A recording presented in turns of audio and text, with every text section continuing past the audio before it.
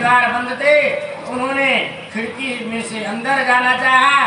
एक सर्प लटक रहा था, उसको रस्सी मारकर ऊपर चढ़ गए और पत्नी के कमरे में पहुंचे।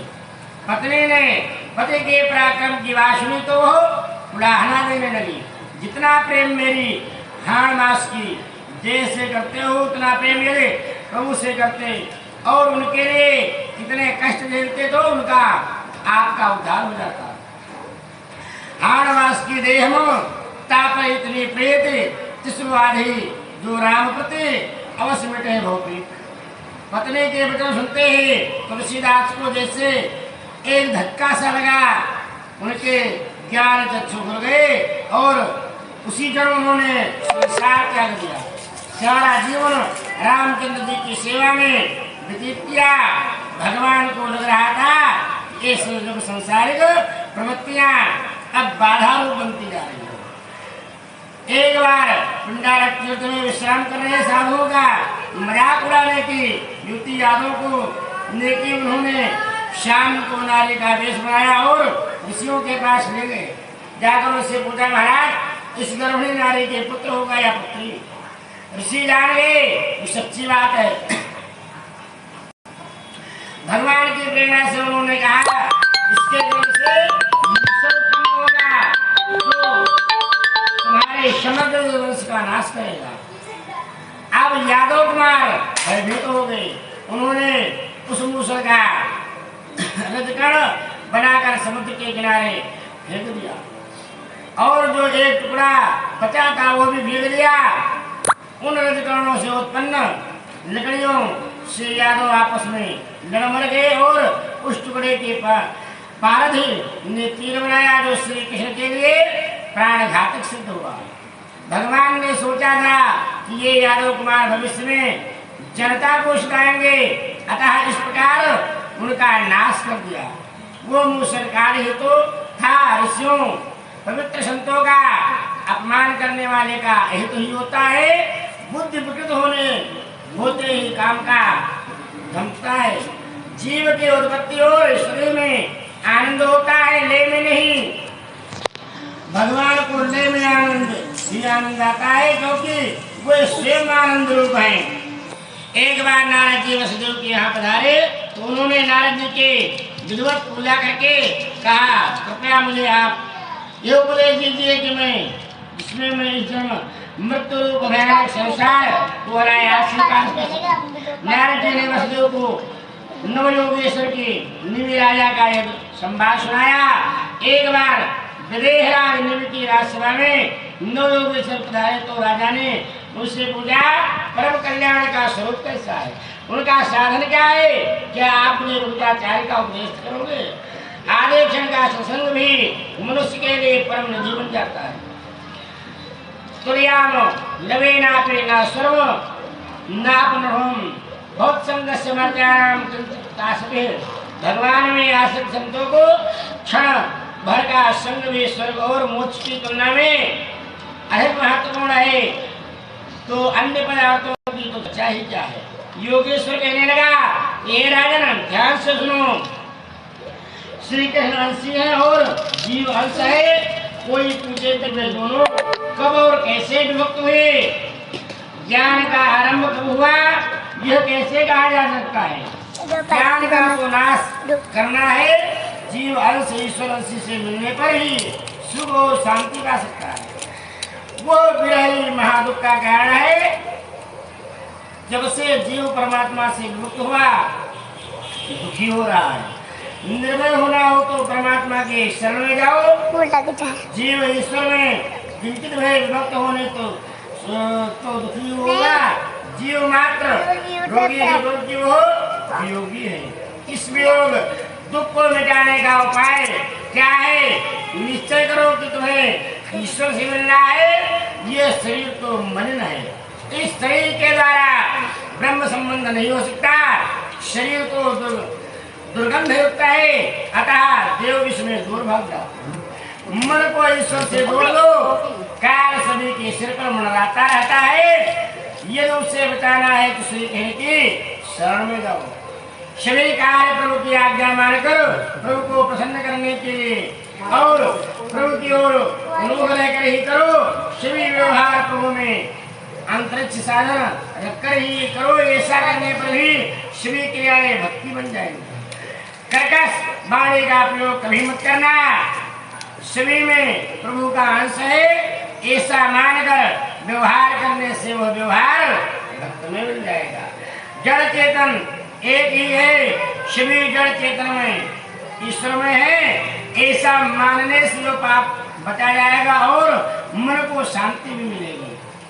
सभी संत जीवन यापन करने के लिए कोई न कोई कामकाज तो करते ही हैं। सेनानाई ने सोचा कि वो लोगों के सिर से तो मैल बाल उतारता है, किंतु उसने भी मन का मैल दूर नहीं किया है। वो सोच में डूब गया। धीरे धीरे उसका जीवन ही पलट गया और वो संत बन गया। कारोबार करते समय प्रभु को हमेशा याद करते रहो। संसार के व्यवहार और भक्ति को एक कर दो। ज्ञान प्राप्त करने के लिए सत्संग करना आवश्यक है, इसलिए प्रतिदिन सत्संग भी करना चाहिए। सत्संग से मन की शुद्धि दूर हो जाती है। जीव जन्म के समय जो शुद्ध होता है किंतु संग का रंग उस पर करता है। सो हमेशा श्रेष्ठ संतों के संग में रहो। संत भाई जो हर कभी सौंदर्य देखता हो और किंतु उसमें मन को रमने नहीं देता। संत हमेशा प्रभु का ही स्मरण चिंतन करता रहता है। त्रैलोक्य का राज्य मिलने पर भी जो भगवान को न भूले वही सच्चा संत है। संत वह है जो प्रेम डोर से हृदय के साथ परमात्मा को बंधे। ऐसे संतों का ही संग करो। जब जब संसारिक विषय प्रिय लगते हैं तब तुम वैष्णव नहीं बन सकते और मुक्ति के लिए पात्र नहीं बन सकते। सुंदर विषयों का उपभोग करने की शक्ति और सुविधा होने पर भी मन और उसमें न जाने दे सकती सच्चा वैष्णव वो है। दो मार्ग हैं, त्याग और समर्पण। जो त्याग कर सके वो समर्पण करे। सभी के साथ प्रेम करो, सबको शरणार्पण करने का भाव करो। अथवा न तो मैं किसी का हूँ और न कोई मेरा, ऐसा मान करो। सर्वस्व का त्याग करके प्रभु से प्रेम करो। शरीर वाणी मन इंद्रिया बुद्धि द्वारा स्वभाव से किए जाने वाले सभी कर्मों को नारायण को समर्पित करना ही सीधा सरल सुधा भागवत धर्म है। आत्मस्वरूप भगवान समस्त प्राणियों के आत्मरूप नियंता रूपों में स्थित है। जो व्यक्ति कहीं भी अधिकता या न्यूनता न देखकर सर्वत्र भागवत सत्ता को देखते हैं, समस्त प्राणी और पदार्थ आत्मस्वरूप भगवान के कारण स्थित है। भागवत स्वरूप है ऐसा अनुभव करता है उसे भगवान का परम प्रेमी भक्त मानना चाहिए। जो मन से एक मात्र भगवान में निवास करता है वो उत्तम भागवत भक्त है। तीसरे योगेश्वर अंतरिक्ष ने माया के लक्षण बताए हैं, तो योगेश्वर प्रबुद्ध ने माया को पार करने के उपाय बताए हैं। जो माया को पार करना चाहता है उसे स्वतंत्र रहने के बदले किसी सच्चे संत को गुरु बनाना चाहिए और उसे सदगुरु की आज्ञा में रहना चाहिए। विलासी और पाखंडी गुरु शिष्य का कल्याण करने के बदले अहित ही करेगा। इसलिए ब्रह्मनिष्ठ गुरु को ढूंढना चाहिए जिसे मात्र ब्रह्म शब्द के प्रति ही लगाव है। वो गुरु पद के लिए अपात्र है। संत ऐसा ब्रह्मनिष्ठ होना चाहिए जिसकी स्मृति मात्र है शिष्य को पाप कर्म करने की ओर बढ़ने से रोक दे। जवानी अंधी और उच्छृंखल होती है, इसलिए इस अवस्था में संतों की सदगुरु की आज्ञा में रहना चाहिए। जो माया से टूटना चाहता है वो ब्रह्मचर्य का पालन करे। आंखों से भी और मन से भी रोज एकांत में एक ही बैठक में 3 घंटे तक प्रभु नाम का जप करना चाहिए। वाणी संयम भी आवश्यक है। प्रतिदिन कम से कम 3 घंटे तक मौन रहना चाहिए। मौन मन को एकाग्र करके चित्त की शक्ति को बढ़ाता है। पानी और पानी का दुरुपयोग करने वाला ईश्वर का अपराधी है। मन वचन कर्म से किसी को भी न सताओ। स्वधर्म में भागवत धर्म में निष्ठा रखो, किंतु अन्य धर्मों के प्रति कुभाव नहीं। आदर रखो, रोज प्रार्थना करो। जीव और ईश्वर का पहला संबंध वाग्दान से होता है। रोज प्रार्थना करो, हे नाथ मैं आपका ही हूँ, मेरे अपराधों को क्षमा करना। विवेक पूर्वक विचार करने से माया का मोह कम हो जाता है। अन्यथा मनुष्य अपना बहुत सा समय और धन व्यसन और फैशन में गंवाता रहता है। माया को पार करने के यो तो कोई साधन है, किंतु भक्ति अनायास और सहज प्राप्त साधन है। मामेव में प्रवृत्तमन्ते माया मेतां तरन्ते। जो मेरी शरण में आता है वो माया सागर से तर जाता है। कलयुग में श्री कृष्ण का नाम जपने से सद्गति मिलती है। सेवा केवल क्रियात्मक नहीं है, भावात्मक भी होनी चाहिए। कलयुग का मनुष्य विलासी है, शरीर के प्रति ही काम द्वारा होती है। इसलिए इस युग में योग और ज्ञान मार्ग से ईश्वर को प्राप्त करने की अपेक्षा हरि कीर्तन नाम से उनको पाना सरल है। वैसे तो सिद्धांत और यम नियम सभी जानते हैं, किंतु पूर्णशाली व्यक्ति ही उसे अपने जीवन में उतार सकता है। नाम जब सरल है, क्योंकि जीव तुम्हारे अधीन है। भगवान का नाम सर्व सुलभ है, लेकिन फिर भी अधिकांश जीव नरकगामी होती है। ये बड़े आश्चर्य की बात है। महाभारत के वन पर्व में यक्ष युधिष्ठिर संवाद आता है। यक्ष युधिष्ठिर पूछते हैं कि इस जगत का सबसे बड़ा आचार्य कौन सा? युधिष्ठिर उत्तर देते हैं मनुष्य प्रतिदिन हजारों जीवों को यम सदन जाते हुए देखता है, फिर भी स्वयं को इस प्रकार व्यवहार करता है जैसे वो अमर हो गया हो। मनुष्य यहाँ हमेशा के लिए रहना चाहता है, इससे बढ़कर और क्या आश्चर्य होगा। दूसरे को मरते देखकर भी स्वयं को अमर मानकर भोग विलास में डूबे रहना सबसे बड़ा आश्चर्य है। पांचवें योगेश्वर नारायण का रूप दर्शाया है। निम राजा ने कहा अब कुछ कर्म योग के विषय में भी बताइए। इन कर्म अकर्म और विकर्म में मेरा मन उलझ सा गया है। श्री योगेश्वर आविहोत्र ने कहा सत्य है तेरी बात, बहुत से विद्वान भी इसमें उलझ जाते हैं। वेद कर्म की आज्ञा देते हैं और स्वर्गादि का लालच भी देते हैं, किंतु उनका उद्देश्य तो कर्म छुड़ाने का ही है। कर्म में आकर और अकर्म में कर्म का दर्शन करे, अर्थात अनासक्त भाव का कैसे कर्म करे वही श्रेष्ठ है। कर्म करो किंतु अनासक्त भाव से ना फलेषु कदाचन मां फलेषु कदाचन, सभी कर्म ईश्वरार्पण करो। सातवें योगेश्वर ध्रुव ने प्रभु की लीलाओं का वर्णन किया है, उन्होंने सभी अवतारों की कथा सुनाई। आठवें योगेश्वर चमस ने भक्तिहीन पुरुष को अधोगति का वर्णन किया है। करभार्जन का नाम योगेश्वर ने परमेश्वर की पूजा की। अंत में नारद जी ने वासुदेव जी से कहा है अब अधिक समय नहीं है, श्री कृष्ण के को अपना पुत्र न मानो, वो तो साक्षात परमात्मा है। उधर देवगण भी प्रभु से सुधाम लौटने की प्रार्थना करने लगे। प्रभु ने भी पृथ्वी लोक में से जाने का निश्चय कर लिया। द्वारका में अपशकुन होने लगा। वृद्ध यादव ने भगवान के पास आकर कहा प्रभु यहाँ रहना इष्ट नहीं है, क्योंकि ऋषियों ने शाप दिया है।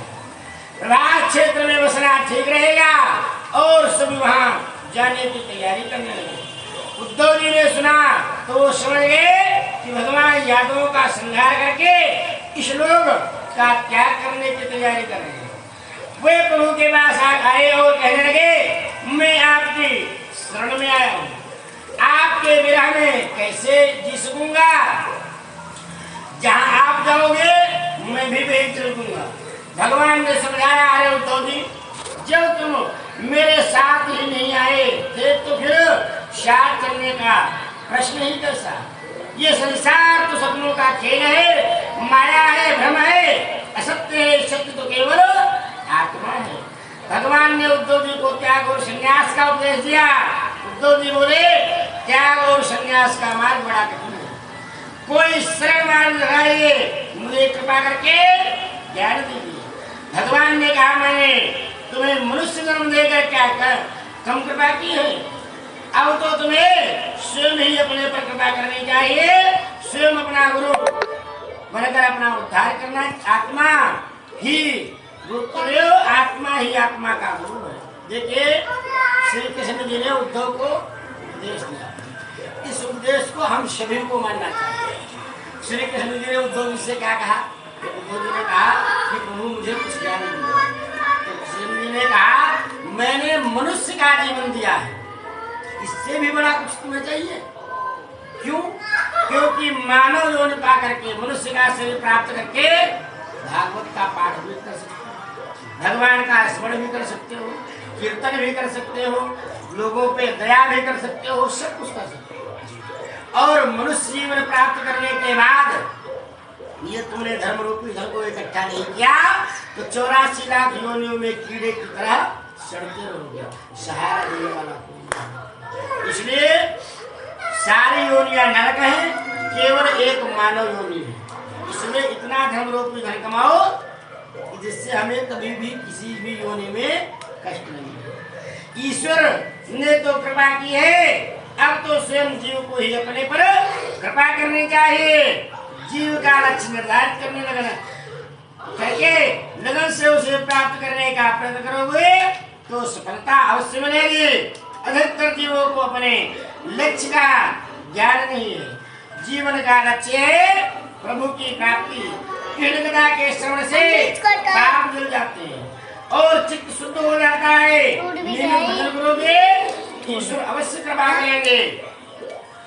उद्धव जी, मैंने तुम पर कृपा की है, अब तुम स्वयं अपने पर कृपा करो। अजामिल जैसे वैश्यागामी और पापी पर भी प्रभु ने कृपा की थी, फिर तुम पर क्यों नहीं कृपा करेंगे? संकल्प करो कि इसी जन्म में भगवान के दर्शन करने। अब भयंकर कलिकाल आएगा, विधिपूर्वक कर्म नहीं होंगे, मनुष्य का जन्म तो मिलेगा किंतु संग का दोष लगेगा। उद्धव जी, तुम ही तुम्हारे गुरु हैं, अपने लिए ध्यान पूर्वक प्रयत्न करो। जब तक आनंद से प्रेरणा नहीं मिलेगी उद्धार नहीं होगा। स्वयं अपना गुरु बनकर अपने उद्धार का प्रयत्न करो। मेरे सिवाय जो कुछ भी दिखाई देता है वो मिथ्या झूठ है। उद्धव, मैं तुम्हारा धन नहीं मन मांगता हूँ, सभी में एक ईश्वर का दर्शन करना, अपना मन मुझे दे दो। उद्धव भगवान कहते हैं, मुझे आपके सिवाय आत्म तत्व का ज्ञान और कौन देगा? भगवान ने कहा, मैंने कई प्रकार से शरीरों का निर्माण किया है, किंतु मनुष्य शरीर मुझे अधिक प्रिय है। इस मनुष्य शरीर में जीव तीक्ष्ण और एकाग्र बुद्धियुक्त होकर ईश्वर